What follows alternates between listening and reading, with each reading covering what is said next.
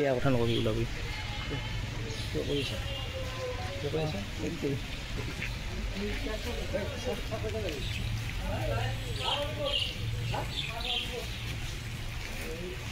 ইয়াৰ পৰা খাব লাগে ইউটিউবৰ পৰা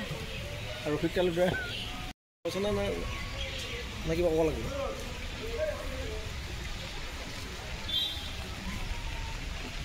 মানে ইজনতে কৰি যাব হাফ পেণ্ট লৈ যাব লাগে তহঁতে চাওঁ মই দিম মই এতিয়া ক্লিয়াৰ চাওঁতে মোৰ সন্ধিয়া যাব না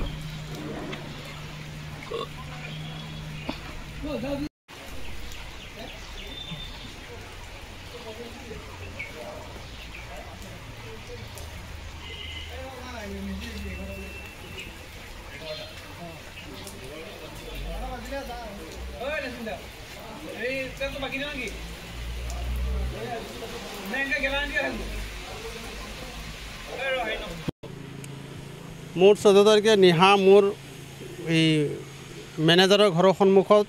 3টা গাড়ী ৰখাই থোৱা আছিল 10 চকীয়া ডাম্পাৰ আৰু মই ৰাতিপুৱা গম পাওঁ যে তাৰ পৰা এখন গাড়ী মোৰ নাইকিয়া হয় তো সেই ভিত্তিত মই আহি দলগাঁও থানাত এটা এজাহাৰ দিওঁ যে মোৰ গাড়ীখন তাৰ পৰা কোনোবা দুষ্ট চক্ৰই গাড়ীখন লৈ যায় আৰু সেই এজাহাৰৰ ভিত্তিত আমাৰ দলগাঁও থানাৰ আৰক্ষী গোপন সূত্ৰে আমাৰ নাগালেণ্ডলৈ কিবা খবৰ পায় আৰু এই খবৰৰ ভিত্তিত তাতে এই নাগালেণ্ড শিবু ফৌজ থানাত সন্মুখত গাড়ীখন ৰখাই থৈ আছিলে বুলি আমি শুনা পাইছোঁ আৰু তাৰ পৰাই ইহঁতে গাড়ীখন এই শিবু ফৌজ থানাৰ জৰিয়তে গাড়ীখন কাৰায়ত্ব কৰি তাৰপিছত আমি গম পাওঁ যে গাড়ীখন তাতে কাৰায়ত্ব হৈছে আৰু আমি অসম পুলিচৰ লৈ তাতে আমি একেলগে ৰাওনা হৈ যায় আমি গাড়ীখন সেই পুলিচৰ জৰিয়তে আমি উদ্ধাৰ কৰি আনো আৰু তাৰ কাৰণে মই দৰং আৰক্ষীক আৰু দলগাঁও আৰক্ষীক মই মোৰ তৰফৰ পৰা ধন্যবাদ দিওঁ